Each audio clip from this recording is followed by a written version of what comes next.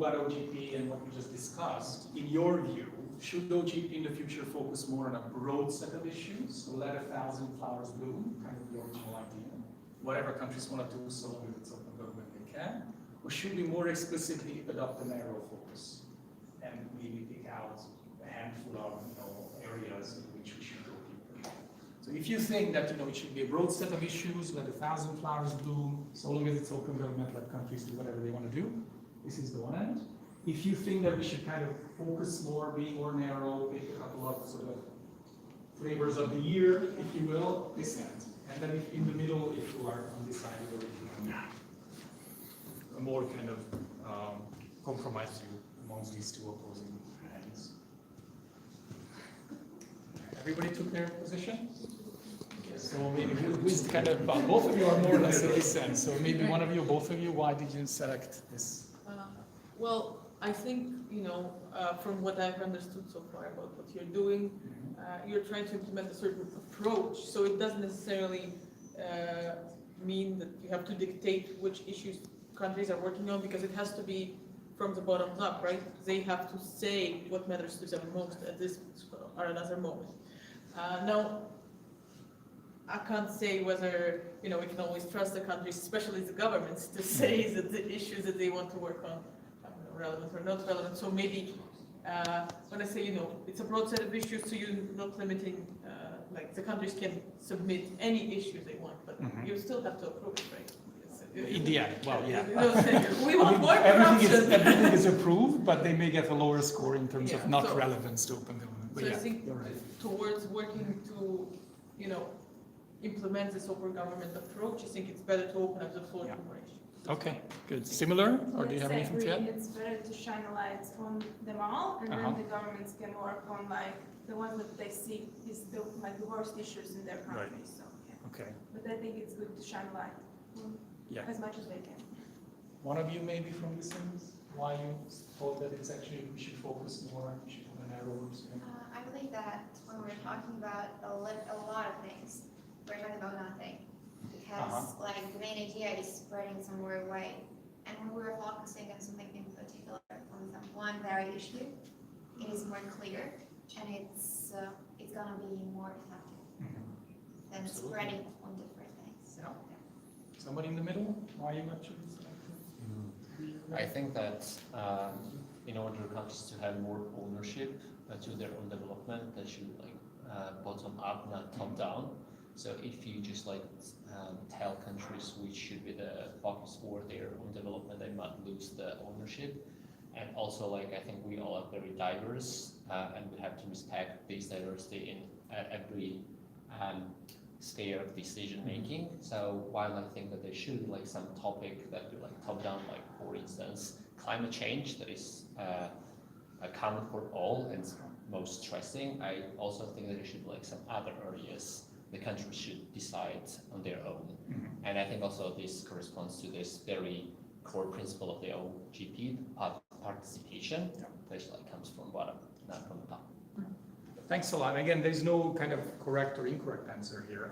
It just, as anything in this case, is like a trade-off. If we are more focused in a way, that would allow OGP to kind of concentrate resources, etc. If we are more on the other spectrum in the future, that we let 1,000 flowers bloom, bubble up, let new issues bubble up from the grassroots. That means that we probably won't miss anything. At the beginning, for example, plain language was almost not an issue, or even inclusion was not an open government issue. Had we kind of narrowed it, those things wouldn't really be in the concept now. So thanks a lot for those. Let's go to the next question. One little question. Yes. OGP, Open Government Partnership. Okay. Yes. Thank you. So the founding pillar of OGP is that this domestic co-creation that I mentioned about action plans with concrete commitments and an independent assessment. So those pillars I talked about at the beginning. Another key pillar, and I also mentioned, is fostering this peer exchange between governments to inspire action, right? To kind of help governments sort of not reinvent the wheel, but use all the best practices that are out there. So moving forward, the two opposite ends. No, next. Yes. So should OGP focus on a broad? No, this was yes. And the next one. Okay. Yes, this is it. So should we focus more on improving how we share the knowledge? So whatever bubbles up from all these 4,500 reforms, should we be more, I mean, in that sense, a bit more like a think tank? So we are actually kind of spreading all that know-how, you know, focusing on the peer exchange, the knowledge components. Or should we let that be that end?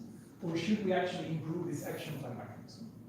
Should we actually focus more on, you know, having this, you know, biannual or every 4-year co-creation, which is a bit more kind of, if you will, mechanistic, because that's an existing methodology. The other one is a bit more kind of hands-off, because we don't really focus on, you know, helping this process. We are just kind of, in a way, reactively waiting for countries to come up with best practices, which we then share. So more think tanky, more do thanky, if you want. What's AP? AP is action plan, sorry, it's the action plan. Yes, Marvin, thank you. So if we are more on the action plan, kind of, you know, the concrete mechanism, and the, you know, countries do that over here, before we improve that kind of methodology, the existing one. Yes. If we are moving, again, the reality is we are more focusing on action plans at the moment. But if we are to move away to become more like a think tank, more like, you know, sharing best practices that arise from whatever countries do themselves, maybe even outside of action plans, etc., then it's over here. And then, of course, you can stand in the middle as well. More or less, everybody took their position? Okay, let's start maybe with the extremes again. So I'm a result-oriented person. I like action plans, and I think that according to my experience, I think that we must make platforms, speaking discussion platforms. The result document of these discussions must be action plan with concrete dates of every action which we must make, and this mechanism will give us concrete results. Great, thank you. This makes sense. You, Mario? Well, I made just a step forward, Oh. not the extreme, because I'm really thinking that we need to focus on sharing our experiences and beneficial practices, but we need to keep in mind the fact that it doesn't mean that they will work mandatory in all the environments, right? So we need to have the opportunity to take the experience of another state, but we need to understand that we have to adapt them in the most appropriate way. Right. We don't need just to take them and to use. That will not work. We need to take, to grow them, in our minds at least, and afterwards to try to implement them accordingly. Yeah. And of course, every context is different too. I mean, we have a lot of best practice, but like oftentimes, how do you translate that into the local context? Yeah, is they more will not work. challenging. Exactly. But I think what he's saying is in the middle. So I'd like to, why are you standing there? And that's why I told that I made. Yeah, only one step, only one No, step. that's a fair point. Okay. Somebody from the middle? Yeah, actually, like for me, it's not understandable how it's possible to exchange experience if you don't have action plan. Mhm. Because, like, from my understanding, in action plan, you need to understand what kind of topics you want to to focus on and work on. And like from these topics, you can choose like what kind of best experience you are interested in.